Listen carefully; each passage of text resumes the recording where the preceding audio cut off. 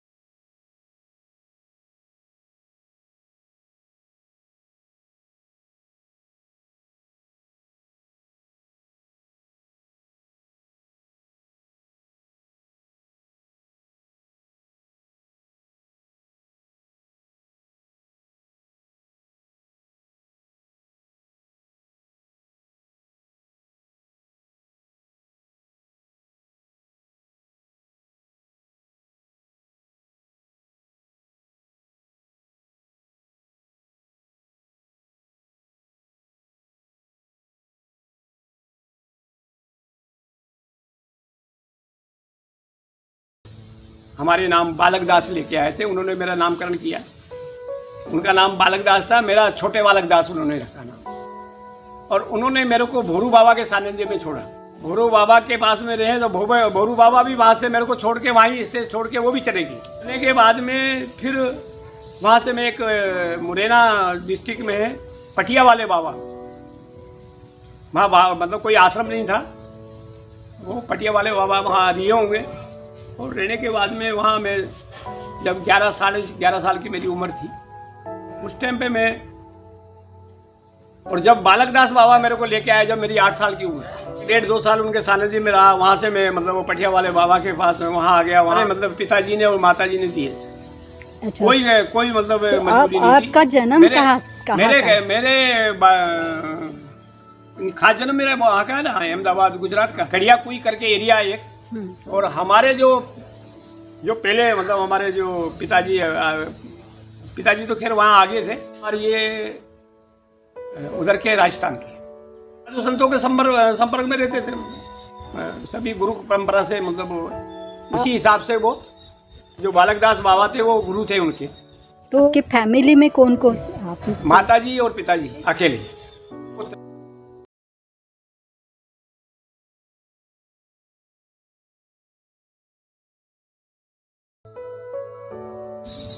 तो आप अपनी डेट ऑफ बर्थ बता सकोगे मुझे? बिल्कुल, गुरु बाबा ने उन्होंने बालक दास ने भी बताए कि बेटा आपकी उम्र ये है, आपका जन्म सारा बताया उन्होंने। जन्म पत्री भी थी, वो पता नहीं कहाँ मेरे मतलब पहले बनती थी। पहले हमारे जो गुरु परंपरा में पहले जन्म पत्री पूरी बनाते थे। सन 1923 का मेरा जन्म है। सुबह 5:30 बजे का मेरा जन्म है। 5 जनवरी का मेरा जन्म है। 5 जनवरी। एक बात है, हाँ, कि जैसे अभी आपकी एज 100 प्लस के ऊपर है, पे मजबूर हो जाए कि ये एज में भी आप इतने तंदुरुस्त कैसे हो? हाँ। पहले तो हाँ। ब्रह्मचारियों का पालन सबसे फर्स्ट, और फिर हार जो आदमी जैसा लेता है वैसा मेरा फरारी जीवन रहा है। मैंने फरार लिया है। और उस टाइम पे तो मैं बहुत भटका, मतलब पहाड़ में भी मैं रहा हूँ, 60 साल रहा हूँ। कभी मिलता था, कभी नहीं मिलता था। कहते ना। तो क्या आप अभी भी आहार वही है आपका, फलाहारी है? फलाहार है मेरा। 1.5 साल यहाँ हो गया था, मतलब पहले मेरा जीवन में वैसे याद तो नहीं है मेरे को, पर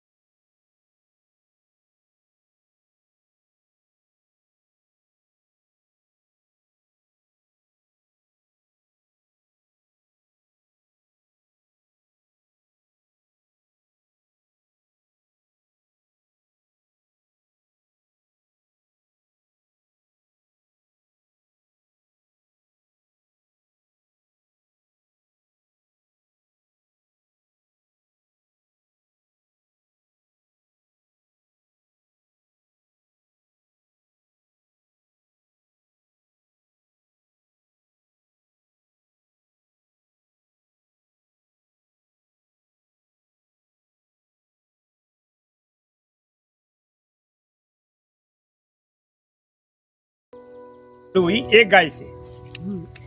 और एक गैया का फिर उसके बाद में फिर एक गैया फिर गाय आई। और ऐसे होते होते होते होते और आज जो गाय है वो मेरे पास में छोटे मोटे पकड़ के 50 के लगभग है। खाने में बहुत बड़ी दिक्कत आ रही है। यहाँ एक सेट का जरूरत है। इसी गौशाला में मतलब गवर्नमेंट भी वहाँ पैसा देती है, पर हमको कोई मतलब न सहायता देते न कुछ नहीं देते गैया के लिए। मैंने सुना है कि यहाँ आम आदमी जो है, जो आपके भक्तगण है, उनके साथ साथ बड़े राजकारणी लोग भी आते हैं। हाँ। तो क्या कभी आपने उनके सामने ये डिमांड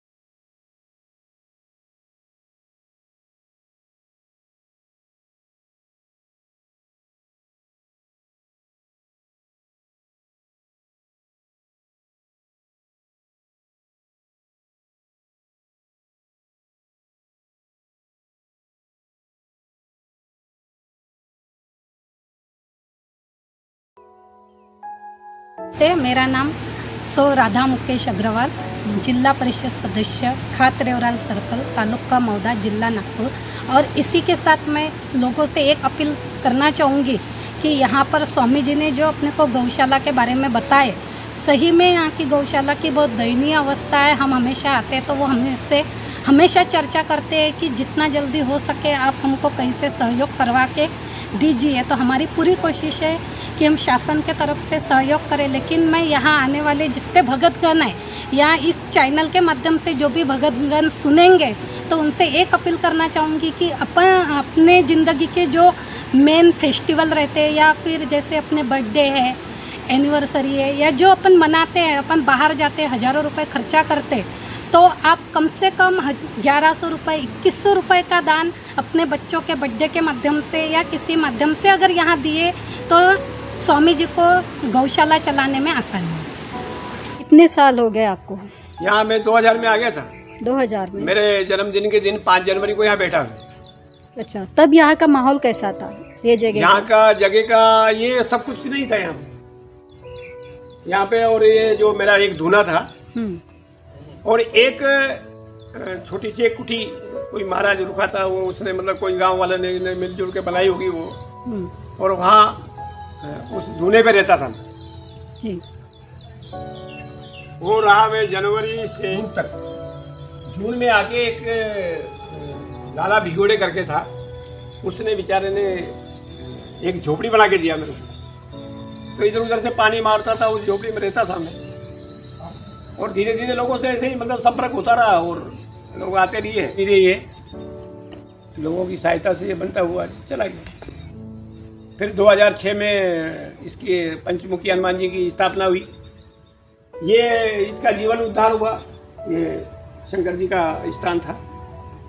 आप जब यहाँ पे आए तो यहाँ सिर्फ शंकर जी का ही मंदिर था या हाँ, और शंकर कुछ? जी का मंदिर था। मतलब गांव वालों ने उन्होंने स्थापना करी होगी उसकी पहले। और खंडर टाइप का, मतलब वो आते थे शिवरात्रि पे आके, मतलब अपना वो शिवरात्रि करके और चले जाते थे। कौन कौन से प्रोग्राम्स लिए जाते हैं वैसे? यहाँ प्रोग्राम 5 प्रोग्राम होते हैं।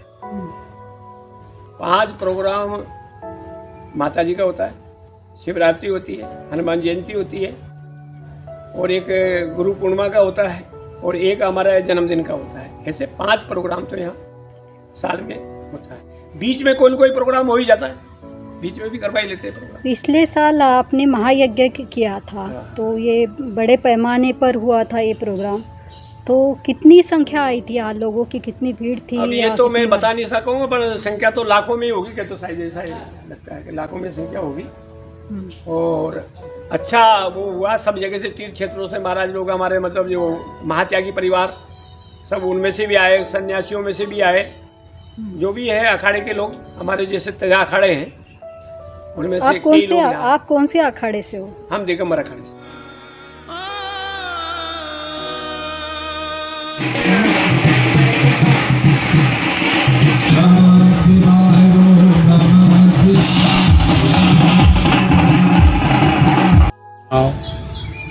बंडू विठोबा चावके आश्रमपासून 5 किलोमीटर अंतरावर महालगाव आहे. तिथं आम्ही राहतो. तर इथे आम्ही 5-10 वर्षापासून बाबाजीच्या संपर्कामध्ये येत राहतो. विचार चांगले, गुरु बिना ज्ञान नाही, म्हणून त्याच्या मार्गदर्शनानं आम्ही नेहमी चालत असतो. आणि त्याच्या मार्गदर्शनापासून आम्हाला खूप काही घरची वातावरण म्हणा, आनंदित सर्व गोष्टी पार पडतात. आणि त्याच्या विचारांना आम्ही चालत असतो. नेहमी विचार खूप चांगले आहेत, म्हणजे फसवेगिरीचे विचार नाही, जे सरळ सरळ गोष्टी असतात आणि लुबाडू चर्चा नाही, नाही का. म्हणजे जे सत्य बाजू आहे आणि कोणाकडून भक्ताकडून आपली कोणत्या गोष्टीची म्हणजे अपेक्षा घेतली पाहिजे त्या विचाराचे नाही. मॅडम म्हणजे सर्व गोष्टीचं ठीक आहे, पण हा इथं जो पुलिया आहे या बाजूने, आता थोडासा बी काल 1 तासाचा पाऊस आला तर ते पुलियावर पाणी चढत असते. अच्छा. हां, तर तिथं जर पुलिया जर होऊन गेला थोडासा, तर भक्त लोकांना या जासाठी थोडीशी सुविधा चांगली होऊन जाईल, नाही का. मुकेश अग्रवाल, मैं धर्मापुरी आश्रम के बगल वाले गांव खात में रहता हूं. मेरा पूरा परिवार 3-4 पीढ़ियों से हम लोग यहीं पर रहते हैं। महाराज जी से जुड़ने का अवसर मुझे 10-12 साल पहले मिला। कुछ कारणवश मैं आश्रम में आया था। इसके पहले जब बचपन में पढ़ता था, खेलता था, कूदता था, तब भी यहाँ पर आता था मैं। तब यहाँ पूरा उजाड़ सा लगता था। एक पिकनिक के हिसाब से हम लोग आते थे यहाँ पर, छोटे बच्चे थे तब। और यहाँ पर कुछ भी नहीं था, बस एक ये शिवजी महाराज का एक वो था और बाकी कुछ भी नहीं था। पूरा ऐसा उजाड़ वातावरण था। लेकिन महाराज जी ने आने के बाद इस वातावरण को सुशोभित किया है, इस परिसर को आनंदित किया है। और उनसे जुड़ने के बाद मेरे कुछ व्यक्तिगत अनुभव, कुछ पारिवारिक अनुभव या और कुछ अपने अदर अनुभव, जैसे राजकीय अनुभव बोलो या फिर कुछ अनुभव बोलो, बहुत अच्छे आए हैं। एक यहाँ पर आने के बाद सुख और समाधान का एक अनुभूति होती है। और समस्या कुछ भी हो, महाराज जी कितने भी मतलब दुखी हो या फिर ग्रसित हो या फिर कुछ भी हो, आने वाले भक्तों के साथ में अच्छे से बात करना और उनको समाधान ही करना, ये महाराज जी का काम है। और आने के बाद में, महाराज जी से जुड़ने के बाद में बहुत सी बातें ऐसी समझ में आई कि अपन कहाँ जा रहे, क्या जा रहे, उसको एक दिशा दिखाने वाला होना। और अपन कितनी भी जिंदगी जी ले, उसमें एक मार्ग दिखाने वाले जब तक होता नहीं, तब तक अपन सिर्फ सुबह उठना, नहाना धोना, खाना पीना, दिन भर कोल्हू के बैल के जैसे काम करना, शाम को जाना, सो जाना।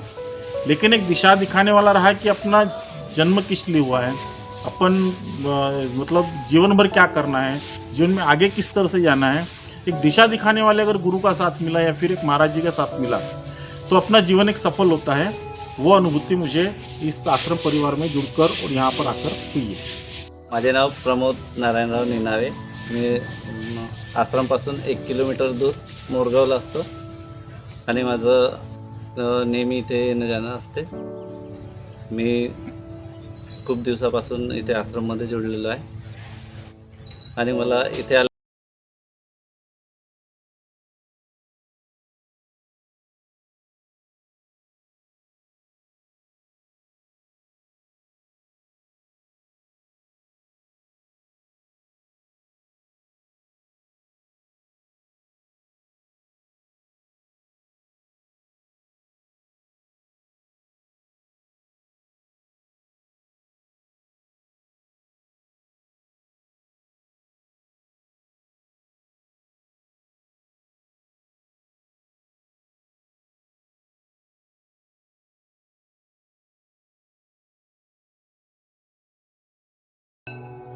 छान वाटलं ना? आता व्हिडिओ बघितल्यानंतर तुम्हालाही असं वाटलं असेल यार ठिकाण कुठलं आहे आणि आपणही गेलं पाहिजे, हो ना? आहेच मुळे ते ठिकाण तसं अगदी मन शांती देणारं, निसर्गाच्या सानिध्यात असलेलं निसर्गरम्य ठिकाण, सूर नदीच्या काठावर वसलेलं हे आश्रम, सूरसंगम सिद्धाश्रम। आणि हे ठिकाण कुठे आहे तर रामटेक तालुक्यात असलेलं धर्मापुरी गाव। धर्मापुरी गाव हे आहे रामटेक भंडारा रोडवर। आणि व्हिडिओ आवडल्यास तुम्ही त्या आश्रमाला पण भेट देऊ शकता आणि माझ्या व्हिडिओला सुद्धा लाईक, कमेंट आणि शेअर करू शकता आणि सबस्क्राईब बटन तर दाबायला विसरूच नका। थँक्यू।